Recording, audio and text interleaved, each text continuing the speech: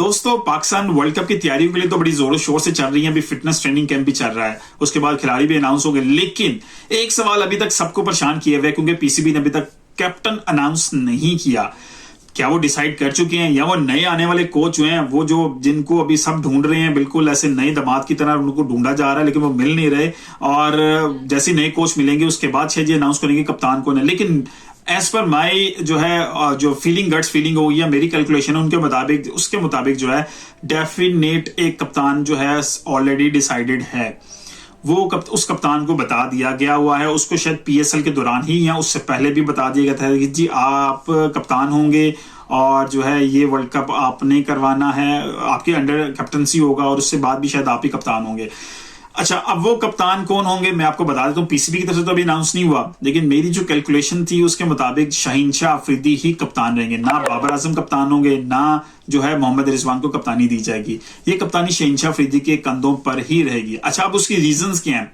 कुछ रीजंस जो मैं आपके साथ शेयर करता चलता हूँ। देखें, अनसर्टिनिटी जब से पाकिस्तान न्यूजीलैंड सीरीज खेल के आया और पीएसएल की परफॉर्मेंस के बाद जब से मुल्तान सुल्तान ने गेज किया, राइज किया, तो सारी बातें होनी शुरू हो गई जी शहीनशाह अफरीदी खुद परफॉर्म नहीं करेंगे। लाहौर कलंदर्स की परफॉर्मेंस बहुत ज्यादा डाउन चली गई और एंड पे उन्होंने फिनिश किया है। तो सब यही क्वेश्चन कर रहे थे कि शहीनशाह अफरीदी से कप्तानी हटा के मोहम्मद रिजवान को दे दीजिए। इट्स अ बेस्ट टाइम कि अभी 2-3 सीरीज भी हैं, वो ग्रूम भी हो जाएंगे, मतलब इन लाइन भी आ जाएंगे और वर्ल्ड कप की कप्तानी कर सकेंगे। शहीनशाह अफरीदी अपनी जो है परफॉर्मेंस से जूझ रहे हैं और खुद अपनी परफॉर्मेंस अभी नहीं दे पा रहे, तो पाकिस्तान टीम को कैसे अपलिफ्ट कर सकेंगे। लेकिन उन सब चीजों के दरमियान कुछ चीजें ऐसी चल रही थी कि शहीनशाह अफरीदी को अगर आपने नोट किया, वो इमाद वसीम के हवाले से और मोहम्मद आमिर के हवाले से स्टेटमेंट देते हुए नजर आए।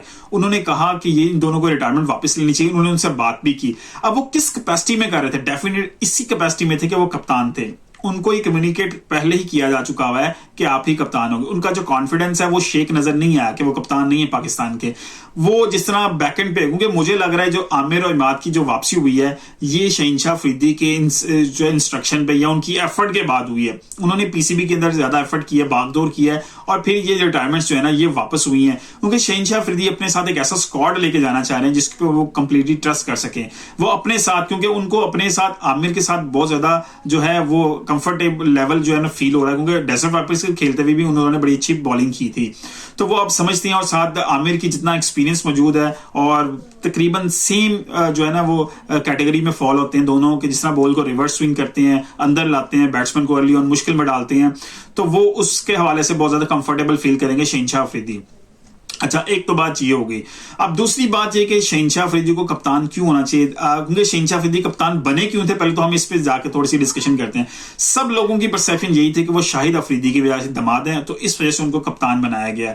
आल्दो जब वो कप्तान बने थे उनकी अपनी परफॉर्मेंस जो है ना वो बहुत ज्यादा खराब थी, क्योंकि वर्ल्ड कप में उनको मार पड़ी, एशिया कप में उनको मार पड़ी, फिर इतनी मार के बाद उनको कप्तान बनाना समझ से बाहर था।